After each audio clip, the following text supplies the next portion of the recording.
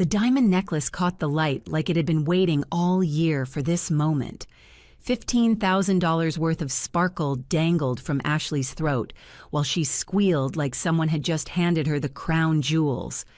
Marcus stood there grinning, chest puffed out, soaking in the glow of his wife's delight.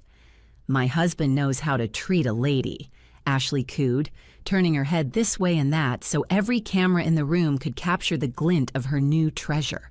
She was already angling her phone toward the tree for a selfie, her freshly manicured fingers posed just so on the clasp. I knew before the flash even went off that it would be posted online before the wrapping paper hit the floor. I watched from the corner of the couch, smile frozen in place, hands folded neatly in my lap. A mother learns to hide the sting. We practice it the way some women practice piano, daily until the notes come automatically. Then came my turn. Marcus turned, almost like an afterthought, reaching behind the couch for a bag. No ribbon, no bow, just glossy paper with a receipt crumpled at the bottom. He handed it to me with the distracted air of a man who'd already given away his best. Inside was a scarf, wool, gray, the kind you'd find tossed on the discount rack near the register. Ashley leaned forward, glanced at it, and gave a quick shrug before shoving it back into the bag. "Oh, that'll keep you warm, I guess," she said, before turning her attention back to her diamond necklace. "If you're watching this, subscribe and let me know where you're tuning in from, because what I got that Christmas was a reminder, clearer than any diamond. In this house, I had been demoted." Marcus didn't notice my silence, or if he did, he mistook it for gratitude. "Thought you could use something cozy, Mom," he said, already half turned back toward Ashley, who was busy adjusting the pendant so the diamond fell just right in the hollow of her throat. Cozy. That was the word he used after I spent 35 years raising him, patching skinned knees, working double shifts so he could go to college, covering his first mortgage payment when he and Ashley were in over their heads. Cozy. I smiled. Because that's what mothers do. We smile while our hearts crack. We smile when the gifts are scraps, while the jewels go to someone else. The rest of the evening blurred into a haze of laughter and clinking glasses. Ashley unboxed perfume, handbags, shoes. Marcus poured her wine, hung on her every word, called her my girl, with a softness I hadn't heard from him in years. When he spoke to me, it was practical, clipped. "Mom, can you pass the rolls? Mom, did you bring the pie?" As though I were the hired help who'd wandered into family photos by mistake. The scarf itched against my skin when I tried it on, its scratchy wool burning like a brand. I folded it neatly, set it aside, and wondered if anyone would notice if I simply vanished into the cold. They didn't. When the dishes were cleared and Ashley was parading through the living room, showing the necklace to Marcus's co-workers who had dropped by, I slipped my coat on. No one asked where I was going. No one followed me to the door. Outside, the night was sharp, the air so cold it stung my lungs. Christmas lights blinked cheerfully from every porch. I walked to my car alone, scarf clutched in one hand, keys in the other. As the engine turned over, I glanced back at the glowing windows. Inside, my son's laughter carried out into the night, mingling with Ashley's shrieks of delight. For them, it was the perfect Christmas. For me, it was the clearest message I'd ever received. I pulled the car into gear, my jaw tight. They thought they'd given me a gift. What they'd given me was clarity. At home, I set the scarf on the counter beside the pie Ashley had refused to serve because it didn't match the aesthetic. Both sat there, untouched, unwanted. I stared at them until my chest stopped aching and something colder, sharper, took root. If you've ever been underestimated, if you've ever been pushed aside like your years of sacrifice meant nothing, you'll understand what I felt in that moment. It wasn't sorrow. Not anymore. It was resolve. I turned out the kitchen light and climbed the stairs, the house quiet around me. I knew I wouldn't sleep, not with the itch of that scarf still burning on my skin.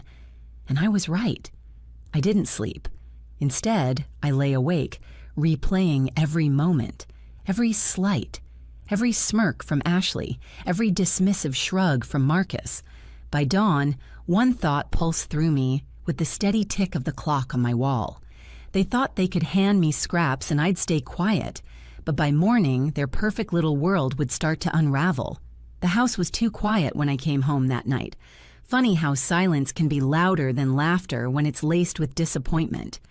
I hung my coat, set the wool scarf on the counter beside the untouched pie, and made myself a cup of tea I didn't even want. The steam fogged my glasses as I sat at the kitchen table staring at nothing. You'd think after all these years I'd be used to it. The small humiliations, the sideways glances, the way Ashley made it clear I was more of a guest than a mother in my own son's life. But the necklace was different. That glittering chain around her throat wasn't just jewelry. It was a declaration, a diamond flag planted right in the middle of my family. I thought about the years when Marcus was small, when his Christmas mornings were built out of sacrifice. Double shifts at the hospital, a second mortgage we barely survived, his father and I quietly wrapping toys we'd bought with grocery money. He never knew. We never told him. We wanted him to believe in magic, not in overdue bills. And now, here we were. All my years of magic boiled down to a scarf with the tag. Still on. If you're watching this, subscribe and let me know where you're tuning in from. Because tell me, what would you have done in my place? Sit there like a fool while she jingled her diamonds, or walk out with what little dignity you had left? I pushed the tea away. Bitter. Too bitter, even for me. I gathered my bag to put it away in the closet, and that's when I noticed it. Heavier than usual. Odd. I set it down and rummaged inside, moving my keys, my wallet, a crumpled tissue. And then I froze. There, tucked at the bottom, was a folder I didn't recognize. Slim, with the corner sticking out as if it had been shoved in hastily. I hadn't packed this. I pulled it out, heart tapping against my ribs. The cover was blank, but inside was my name. At first I thought it was junk mail or some bank fluke, but no. The document was clear, typed neatly in black ink. Power of attorney. My name signed at the bottom, except it wasn't my signature. Not really. Close enough to fool someone who didn't know me, but I knew. The loops in the Y were wrong. The dot over the I was a circle. I've never dotted my I's with circles. It was a forgery, plain and simple. My hands trembled as I turned the page. Ashley's name sat there, bold as brass, listed as the designated agent. In other words, control over everything I owned. My house, my savings, Tom's pension. The scarf itched at my throat again. For a long minute, I just sat there staring at the paper. The kitchen clock ticked. The refrigerator hummed. My tea went cold. Ashley. This wasn't about diamonds or scarves. This wasn't about family favoritism or Instagram posts.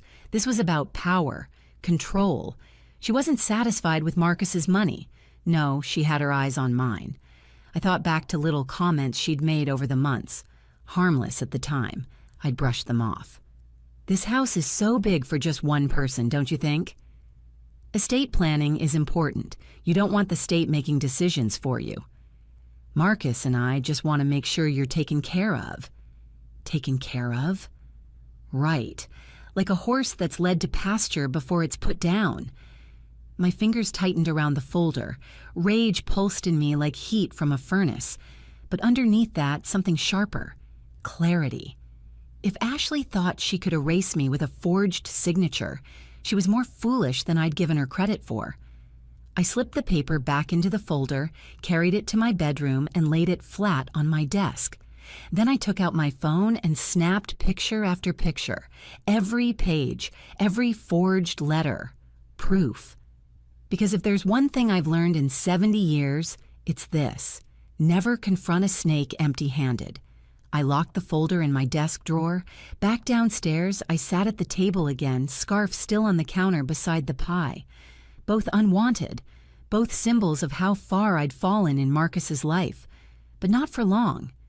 If you've ever raised a child, sacrificed for him, given him every piece of yourself, only to watch him hand it all to someone else, then you'll understand the steel that settled into me that night. I wasn't just a mother anymore. I was an opponent. And Ashley Chen had no idea what game she'd just started. Sleep never came that night. Every time I closed my eyes, I saw that signature. My name twisted into a stranger's hand. I lay in the dark, staring at the ceiling, listening to the tick of the clock. Each second whispered the same truth. Ashley was not just dismissive, she was dangerous. By dawn, I'd made my decision. I couldn't carry this alone. I pulled out the folder again, flipped through the pages slowly, letting the forged lines burn into my memory. Ashley's handwriting stood out in little notes scribbled in the margins. Check notary. Marcus backup. Careless, like she thought no one would ever see it. That arrogance would be her undoing. After breakfast, I made a call I never thought I'd make. Not to Marcus, certainly not to Ashley. I dialed a number I'd kept tucked in my address book for years. Frank Dwyer, a retired cop turned private investigator. I'd met him once at a church fundraiser. He'd helped a friend of mine track down a scammer who drained her savings. I remembered the steel in his handshake, the kind of man who still carried himself like he had a badge, even in retirement. He picked up on the third ring. His voice was gravel and patience. Dwyer Investigations. Frank, this is Dorothy Williams. We met years ago at St. Mary's. I need your help. There was a pause, then a shift in tone. Professional, alert. Tell me what's going on. So I did. I told him about the Christmas necklace, the scarf, the folder left behind. I told him about the forged signature, the power of attorney with Ashley's name in bold letters. When I finished, there was silence. Then Frank exhaled through his teeth. That's not small, Dorothy. Forging POA documents? That's serious. If it's real, she's trying to take you for everything you've got. I know, I whispered. That's why I called you. I need proof. Real proof. Something Marcus can't ignore, even with his blinders on. He agreed to meet me at his office that afternoon. I made copies of the papers, slipped them into a plain envelope, and tucked it under my arm. Driving through the gray December streets, I kept replaying Ashley's words over the past year. We just want to make sure you're comfortable, Dorothy. You don't need to worry about bills. Lies wrapped in honey. She hadn't been planning to care for me. She'd been planning to erase me. Frank's office was a dim room above a laundromat. The walls smelled faintly of detergent and old smoke. He sat behind a battered desk, notebook open, eyes steady. I handed him the envelope. Tell me who she is, I said simply. He flipped through the copies, his brow furrowing deeper with each page. When he looked up, there was no pity in his eyes, only resolve. I'll dig. If she's dirty, I'll find it. And dig he did. The days that followed felt endless. I went through the motions, grocery shopping, paying bills, knitting a scarf I didn't want, while the scarf Marcus gave me sat untouched on the counter, a silent witness. I checked my phone constantly, waiting for Frank's call. It came 4 days later. His voice was sharp, carrying the weight of what he'd uncovered. Dorothy, you'd better sit down. He laid it all out. Years earlier, Ashley had been tied to a fraud scheme in another state. She'd worked for a financial firm where elderly clients mysteriously lost money. Charges had been dropped, lack of evidence, slippery lawyers, but her name was in the filings. A former employer had accused her of borrowing funds, settled quietly, swept under the rug. Most damning, her patterns, always targeting people older than her, charming, manipulative, then quietly siphoning control. Frank emailed me the documents, the court records, even a few photos of Ashley with associates I didn't recognize. As I scrolled through them, my stomach tightened, but not with fear, with vindication. This wasn't jealousy. This wasn't a bitter old woman resentful of her daughter-in-law. This was truth, and truth was the sharpest weapon I had. That night, I sat at my kitchen table, evidence spread before me, the forged power of attorney draft, the court filings, the detective's report. I reached for a plain brown box from the closet, the kind I used for storing old holiday decorations. One by one, I slid the papers inside. No ribbon, no bow, just truth wrapped in cardboard. If you're watching this, subscribe and tell me. What would you have done? Because me, I wasn't going to shout. I wasn't going to plead. I was going to let Ashley unwrap her own downfall. I closed the box, taped it shut, and set it by the door. By morning, it would be waiting on her porch. Morning came cold and gray, the kind of winter light that makes everything look washed out. I carried the box to my car like it was any other errand, set it on the passenger seat, and drove past houses still twinkling with leftover Christmas cheer. At Marcus and Ashley's, I parked at the end of the block. The street was quiet. Their porch was draped in garlands, bows hanging limp now that the holiday was over. I walked quickly, set the box squarely in front of their door, and knocked once, hard enough to echo, soft enough to sound casual. Then I turned and walked back down the steps, head high, heart pounding. By the time I reached my car, I heard the door creak open. I didn't need to look back. Later, as I sat at my kitchen table with a fresh pot of coffee, the phone rang. I let it go to voicemail. I knew who it was. Because across town, Ashley had found the box, Marcus's ring. Doorbell probably caught her excitement as she bent down, ripping the tape with nails still painted holiday red. She must have thought it was another package from a friend, another trinket to add to her growing collection of luxuries. But the second she saw the papers inside, her face must have drained of color. The scream carried down the block, a high, piercing shriek that made neighbors poke their heads out of curtains and dog walkers pause mid-step. "Marcus!" she wailed. The story reached me later through whispers. Neighbors said she dropped the box, its contents spilling across the porch, papers fanned out like a deck of cards, photographs sliding into the snow. She scrambled to gather them, her hands shaking so badly she tore one page in half. Marcus rushed to her side, confused, demanding to know what was wrong. He bent down, scooped up a page, froze as his eyes scanned the words. He called her name once, then twice, voice rising. She tried to snatch it away. They argued on the porch in front of the whole neighborhood, Ashley crying, Marcus shouting, papers fluttering around them. All while I sat at my table, stirring sugar into my coffee. Calm, almost serene. If you're watching this, subscribe and tell me what you think was in that box.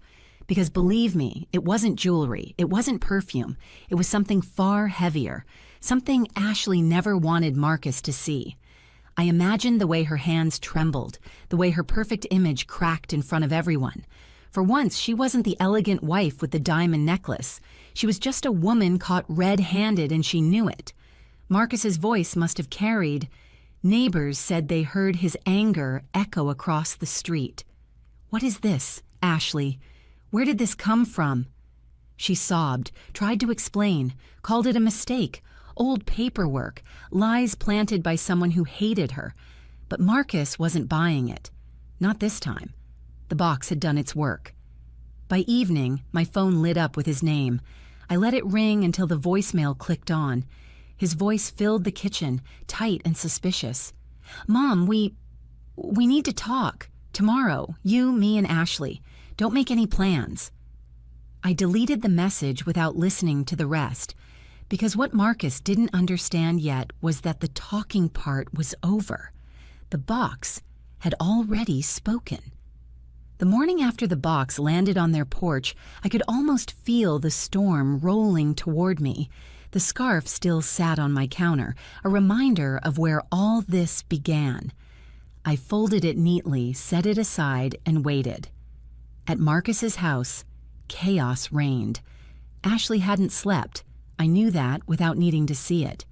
Women like her thrive on control, and the box had ripped it right out of her hands. I pictured her pacing the living room in her silk robe, clutching the papers to her chest, whispering excuses to Marcus. "It's not what it looks like. Someone planted it. Your mother's behind this. She's jealous, Marcus. She always has been. But Marcus wasn't stupid, just blind. He'd built a pedestal for Ashley so high he hadn't noticed the cracks forming underneath. Now the cracks were widening and he was slipping. Neighbors later told me they heard shouting through the walls that morning. Marcus demanding answers, Ashley sobbing. At one point he stormed outside, phone in hand, pacing the porch. By noon my own phone rang. His name lit the screen. I let it buzz 3 times before I picked up. Mom. His voice was sharp, strained. Did you drop something at our house yesterday? I blinked at my coffee cup, keeping my voice steady. What do you mean? There was a box on the porch with papers about Ashley. I let out a soft laugh, the kind that could be mistaken for confusion. A box? Marcus, I don't know anything about that. Silence on the line. I could hear Ashley in the background, her voice tight, frantic, whispering like she could steer him through sheer force of will. Mom, Marcus said again, slower this time. It had your name on it. Your name was on some of the papers. A power of attorney. Oh, Marcus, I said gently. You know me. If anyone asked me to sign something like that, I'd come to you first. Always. That much was true. And truth, when used carefully, can cut deeper than lies. Another pause. I could almost see the war in his head, his mother's calm certainty against his wife's shrill denials. Ashley grabbed the phone then, her voice breaking into my ear like shattered glass. Dorothy, this is sick. You're obsessed with me. You've been against me since day one. You probably made those papers yourself just to ruin me. I pulled the receiver away from my ear, stared at it for a long moment, then brought it back. Ashley, I said evenly, if you think anyone in this world believes I know how to forge a legal document, you're giving me far too much credit. Her gasp was sharp, and then the line went dead. I leaned back in my chair, smiling despite myself. That evening, the phone rang again. Marcus, this time, his tone stripped bare. We need to talk, tomorrow. You, me, and Ashley. At your house. I agreed, voice mild, as if it were nothing more than a lunch date. When I hung up, the scarf caught my eye from across the counter. I picked it up, pressed it between my hands. Scratchy, cheap, thoughtless. Funny how something so small could spark a fire this big. If you're watching this, subscribe and tell me, if your child brought you scraps while showering their spouse in diamonds, what would you have done? Because me, I decided it was time to stop being ignored. Ashley thought she could play games with forged papers and buried secrets. Tomorrow, she would learn I'd already read the rule book, and I was playing to win. The next afternoon, the knock came right on time. I opened the door to find Marcus standing stiff in his coat, Ashley clinging to his arm like a drowning woman. Her diamond necklace still glittered at her throat, but her face was pale, eyes rimmed with sleeplessness. Mom, Marcus said. No hug, no smile, just a clipped word, heavy with everything unsaid. Come in, I told them, stepping aside. They sat at my kitchen table, the same place where I'd first found that forged document. The scarf lay folded neatly on the counter, a quiet reminder of where this had started. For a moment, no one spoke. Marcus's hands clenched and unclenched on the table. Ashley finally broke the silence. This has gone far enough, she snapped, voice trembling under its brittle edge. Whatever game you're playing, Dorothy, it stops now. That box was full of lies, fabricated lies. You planted them to poison Marcus against me. I folded my hands in front of me and let her words hang in the air. Then slowly I slid a folder across the table. Ashley flinched as if it were a loaded gun. Why don't we start with this? I said softly. Marcus reached for it before Ashley could, pulling out the first page. His eyes scanned the text, and his jaw tightened. Power of attorney, I explained, drafted with my name but not my hand. Look closely, Marcus. The signature's wrong. You know it as well as I do." Ashley let out a sharp laugh, too loud for the room. "This is ridiculous. Anyone could have faked that. She probably did it herself." But Marcus wasn't laughing. He traced the letters with his finger, his brow furrowing. It does look off." I slid the next page forward, and here. Notes in the margins. "Recognize the handwriting, Marcus?" Ashley's breath hitched. The scribbled words were small but clear. "Check notary, Marcus Backup."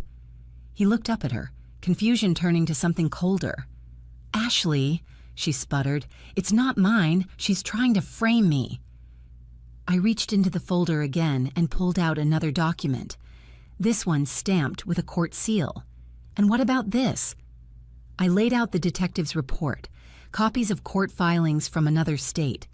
Ashley's name glared up from the page, tied to a fraud case involving an elderly employer. Marcus snatched it, flipping through with growing horror. You were investigated for fraud?" "It was nothing." Ashley's voice cracked. "Baseless accusations, dropped charges. I told you, people were jealous." "Jealous?" My voice sharpened for the first time.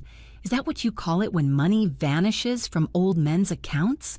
When signatures start appearing that don't belong to them?" Ashley's mouth opened and closed, her words failing.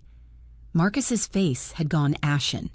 He set the papers down slowly, as though they were burning his hands. "Why didn't you tell me?" "Because it wasn't important," she shot back. "It was years ago, Marcus. It doesn't matter anymore." "It matters," he said flatly. Silence swallowed the room. The only sound was the hum of the refrigerator, steady and unyielding. I leaned forward, my voice calm. "She wasn't satisfied with your gifts, Marcus. She wasn't satisfied with your loyalty. She wanted everything. My house, my savings, my name, and she was willing to forge her way into it." Ashley's eyes blazed, but beneath the fire I saw fear, real fear. "Marcus," I said quietly, "you've been blind, but you're not stupid. Look at her. Look at what she's done." He turned to Ashley, searching her face for the truth she'd buried under diamonds and charm. For the first time, she had no mask left to wear. And in that moment, I knew the box had done more than expose her lies. It had cracked his loyalty wide open. Marcus sat back in his chair, the court papers still spread across the table like broken glass. His knuckles were white where he gripped the edge, as though the wood was the only thing keeping him grounded. Ashley, on the other hand, had come unglued. Her voice pitched higher with every word, tears smearing her mascara into dark streaks. "This is insane," she cried, clutching at Marcus's arm. "You're really going to believe her after everything I've done for you? She's jealous, Marcus. She's always been jealous. She can't stand that you love me more than her." I sat perfectly still, my hands folded, my eyes steady. The scarf still lay on the counter behind me, scratchy and cheap, but in this moment it felt like a trophy. Marcus's voice cracked when he finally spoke. "Ashley, these aren't lies. Your name is on them. Your handwriting is in the margins. These records, these are real. How could you hide this from me?"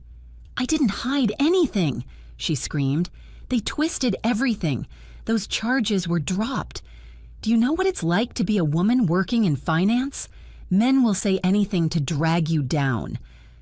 Her excuse might have worked on someone else, but not now, not with evidence staring him in the face. I leaned forward, voice low, sharp as glass. "Men didn't forge my name, Ashley. Men didn't scrawl notes about a notary and my son as your backup plan. That was all you." Ashley slammed her fist on the table, making the papers jump. "You think you're so clever, don't you? Snooping through my things, digging up old dirt, making me look like some kind of monster." I tilted my head.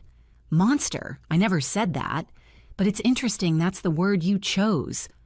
Her eyes burned into me, wild and frantic. She turned back to Marcus, clutching at him again. "Don't let her do this. She'll tear us apart. She's bitter. She's lonely. She hates me because I have what she doesn't. Enough. The word fell from Marcus's lips like a stone dropped in water. It silenced even Ashley. He looked at me then, his face drawn tight, years of loyalty to his wife crashing into the weight of the evidence. "Mom," he said, voice rough, "tell me straight. Do you believe she was trying to take your money? To take control of your life?" I didn't blink. "I don't just believe it, I know it." Ashley gasped. "You can't." "Quiet," Marcus snapped louder this time. His hand slammed down on the papers. "You lied to me. You kept this from me. You used me to get close to her assets. And now," his voice broke, "now I don't even know who you are." Ashley's tears spilled faster, but her fury flared hotter. "Don't you dare take her side over mine. After everything I've given you, after I've been the only one who believed in you."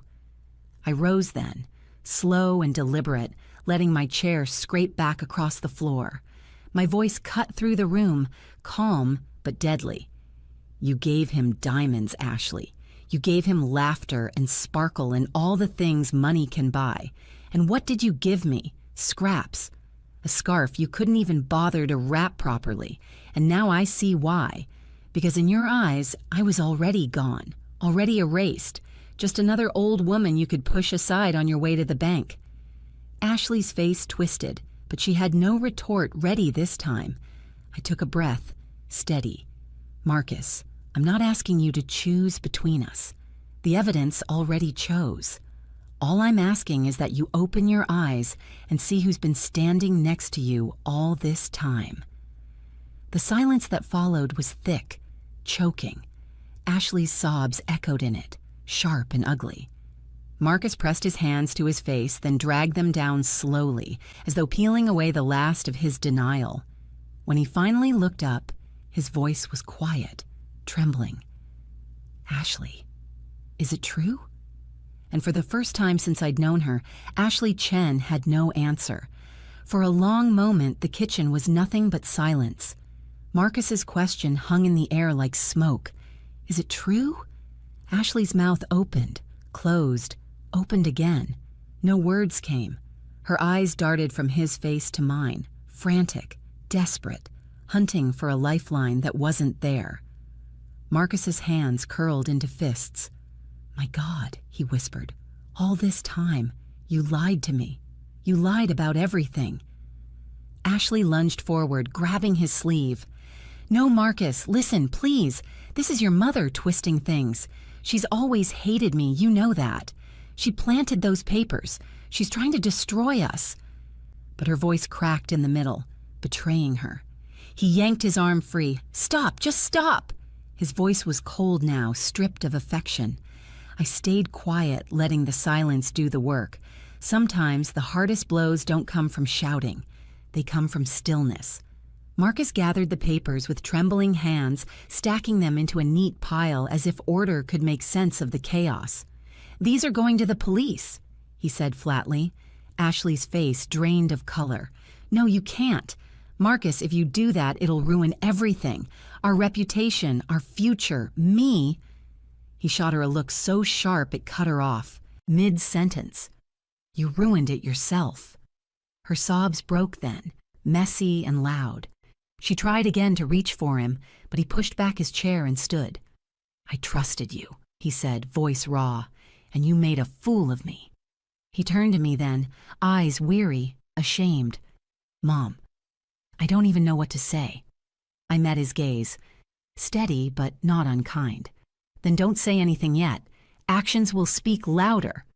He nodded once, jaw set, then stormed out, papers clutched under his arm. Ashley trailed behind him, pleading, her diamond necklace catching the light one last time before the door slammed shut. And just like that, the house was quiet again. I sank into my chair, the weight of it all pressing down, then slowly lifting. On the counter, the scarf still sat folded beside the untouched pie. I picked it up, ran it through my fingers, scratchy, ugly, but no longer a wound.